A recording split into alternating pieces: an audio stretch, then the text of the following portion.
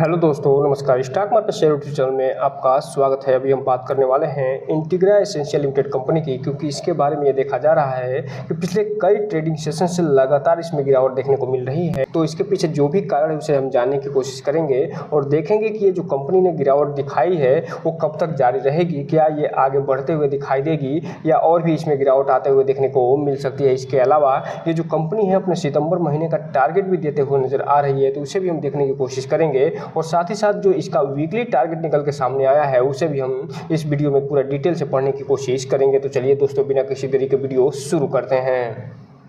सबसे पहले अगर हम बात करें इसके चार्ट पैटर्न की, तो यहाँ पे आप देख रहे हैं कि इस पॉजिटिव मार्केट में भी इस कंपनी में लगभग 2% की आज गिरावट देखने को मिली है और ये ₹3.89 के आसपास बंद होता हुआ देखने को मिल रहा है। हालांकि ये जो गिरावट निकल के सामने आई है वो मार्केट ड्रिवन है या फिर कोई न्यूज़ निकल के सामने आई है, ये तो हम आगे देखेंगे ही। लेकिन फिलहाल ये जो कंपनी है वो फिलहाल लगातार गिरावट दिखाते हुए नजर आ रही है और 5 दिन की अगर हम इसके रिटर्न की बात करें तो निगेटिव में 4.5% के आसपास का देते हुए दिखाई दे रही है। जबकि एक महीने की अगर हम बात करेंगे तो ये जो कंपनी है अपने शेयर होल्डर को लगभग 12% के आसपास का नेगेटिव रिटर्न निकाल के दी है। 6 महीने की बात करेंगे तो 3.5% का, एयरटेल डेट की बात करेंगे तो अभी भी ये जो कंपनी 7% का पॉजिटिव रिटर्न निकाल के देते हुए दिखाई दे रही है। जबकि एक साल की बात करेंगे तो एक साल में लगभग 26% का रिटर्न निकाल के दी है। मैक्सिमम चार्ट पैटर्न की बात करेंगे तो ये जो कंपनी है लिस्ट हुई थी 2022 में, तब से लेकर अभी तक ये 380% का रिटर्न निकाल के दे चुकी है। और ये जो कंपनी है जिस क्षेत्र में काम करती है वो है रोटी, कपड़ा और मकान, अर्थात FMCG क्षेत्र में काम करते हुए दिखाई देती है। क्लोथिंग के क्षेत्र में काम करती है और इंफ्रास्ट्रक्चर के क्षेत्र में भी काम करते हुए देखने को मिलती है। और साथ ही साथ अभी हाल ही में ये जो कंपनी है एनर्जी क्षेत्र में भी यानी रिन्यूएबल एनर्जी के क्षेत्र में एंट्री लेते हुए देखने को मिल रही है। इसलिए इस कंपनी पे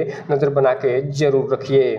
अब हम अगर बात करें कि ये जो गिरावट लगातार हो रही है, क्या इसके पीछे कोई न्यूज़ निकल के सामने आई है या नहीं, तो यहाँ पे आप देख रहे हैं कि इसका जो अनाउंसमेंट निकल के लास्ट आया है वो 6 सितंबर को आता हुआ दिखाई दे रहा है। और हालांकि एक जो न्यूज़ निकल के सामने आई है वो जो बहुत महत्वपूर्ण होता हुआ दिखाई दे रहा है वो ये कि जो कंपनी है 27 सितंबर को एक बहुत बड़ा AGM की मीटिंग रखी गई है और ये जो AGM की मीटिंग है वो 17वीं AGM की मीटिंग होते हुए दिखाई दे रही है। इसलिए ये जो 27 तारीख का जो डेट है इसे याद रखिएगा, क्योंकि हो सकता है कि कुछ बड़ा होता हुआ दिखाई दे जाए। इसके अलावा अगर हम बात करें अगले न्यूज़ की, तो ये 1 सितंबर को न्यूज़ निकाल के देते हुए नज़र आ रही है। और ये न्यूज़ ये है कि ये जो कंपनी है इसमें जो डायरेक्टर हैं वो फिलहाल रिजाइन करते हुए दिखाई दिए थे और यही इसका मेन कारण था फिलहाल, जो कि इसके कारण इसमें लगातार गिरावट देखने को मिल रही है। क्योंकि किसी भी कंपनी में अगर डायरेक्टर के द्वारा रिजिग्नेशन दिया जाता है तो इस कंपनी पर क्वेश्चन मार्क जरूर खड़ा होता हुआ देखने को मिलता है। इसलिए इस कंपनी पर नज़र बना के रखिए और इस कंपनी में उतना ही इन्वेस्टमेंट करने का प्रयास करिए जितना कि आपका पैसा डूब भी जाए तो आपके फाइनेंशियल हेल्थ पे कोई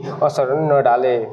अब हम अगर बात करें इसके कारोबार की, तो 11 अगस्त को जब मार्केट बंद हुआ है तो इसमें लगभग 23 लाख जो शेयर हैं उसके ट्रेड होते हुए दिखाई दे रही है, जिसमें से 13,20,000 के आसपास ये फिलहाल डिलीवरी उठाते हुए नजर आ रहे हैं, जो कि लगभग 57 से 58% होते हैं। जो ये बता रहा है कि जैसे ही इस कंपनी के जो डायरेक्टर हैं वो रिजाइन दिए हैं उसके बाद इसमें जो वॉल्यूम है बहुत कम होता हुआ दिखाई दे रहा है, डिलीवरी भी बहुत कम होते हुए दिखाई दे रही है। और ये जो कंपनी ₹4.5 के आसपास पहुंचते हुए दिखाई दी थी वो फिलहाल ₹4 के नीचे ट्रेड करते हुए देखने को मिल रही है। अर्थात डायरेक्टर के द्वारा दिया गया जो रिजिग्नेशन है उसके बाद इस पर एक अच्छा खासा नेगेटिव प्रभाव पड़ता हुआ दिखाई दे रहा है और जो ट्रेडर हैं वो इसमें अच्छा खासा प्रॉफिट बुक करके निकलते हुए नजर आ रहे हैं। इसलिए जो भी रिटेल इन्वेस्टर उनसे एक चीज़ कहना चाहेंगे कि इस कंपनी में कोई भी इन्वेस्टमेंट करने से पहले अपने वित्तीय सलाहकार से संपर्क जरूर करिए और जब भी इसमें इन्वेस्टमेंट करना हो तो इस कंपनी के बारे में फुल एनालिसिस करने के बाद ही कोई भी इन्वेस्टमेंट करने का प्रयास करिए, ताकि आपका पैसा और निवेश दोनों सुरक्षित रहे और साथ में आपका भविष्य भी। अगर बात करें इसके सितंबर महीने के टारगेट की, तो इसका जो टारगेट है वो बहुत ही ज़्यादा दिया जा रहा है, जो कि थोड़ा सा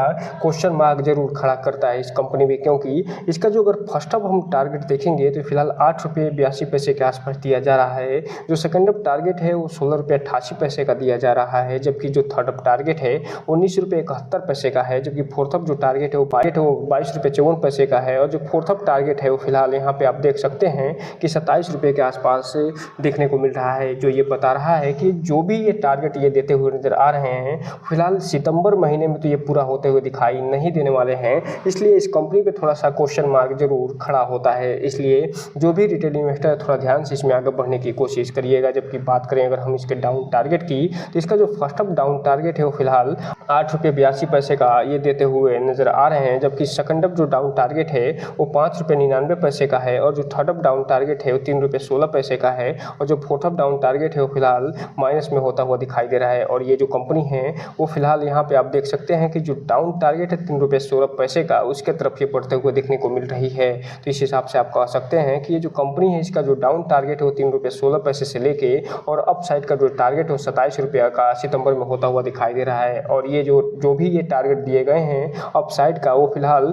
इस महीने में तो पूरा होता हुआ दिखने को नहीं मिल रहा है, क्योंकि डायरेक्टर के द्वारा इसमें फिलहाल रिजिग्नेशन देने के बाद इस कंपनी में लगातार गिरावट देखने को मिल रही है। हम अगर बात कर लें यहीं पे इसके वीकली टारगेट की, तो यहाँ पे आप देख रहे हैं कि ये जो कंपनी है जो ये सप्ताह चल रहा है उसका जो टारगेट दी है उसका फर्स्ट अप टारगेट फिलहाल 4 रुपये 17 पैसे का होता हुआ दिखाई दे रहा है और वर्तमान में ये जो कंपनी है 3 रुपये 96 से 98 पैसे के बीच में ट्रेड करते हुए देखने को मिल रही है, जबकि सेकेंड अप जो टारगेट है वो फिलहाल 4 रुपये 31 पैसे का ये देते हुए नजर आ रही है, जबकि थर्ड अप जो टारगेट है वो 4 रुपये 45 पैसे का है और जो फोर्थ अप टारगेट ये इस कंपनी ने दिया है वो 4 रुपये 68 पैसे का ये देते हुए नजर आ रही है। तो इस हिसाब से आप कह सकते हैं कि अगर इस कंपनी में कोई पॉजिटिव न्यूज़ निकल के सामने आती है तभी ये जो कंपनी है ये फिलहाल 4 रुपये 68 पैसे का जो हाईएस्ट टारगेट है इसे हिट करते हुए देखने को मिल सकती है। लेकिन अगर इसमें जो नेगेटिव न्यूज़ निकल के सामने आई है 1 सितंबर को, उसके बाद जो गिरावट आई है वैसे ही अगर गिरावट जारी रही तो ये जो डाउन टारगेट दिया जा रहा है 3 रुपये 77 पैसे का, ये हिट करते हुए दिखाई दे सकती है, क्योंकि वर्तमान में ये जो कंपनी 3 रुपये 96 पैसे से 98 पैसे के बीच में ट्रेड करते हुए देखने को मिल रही है।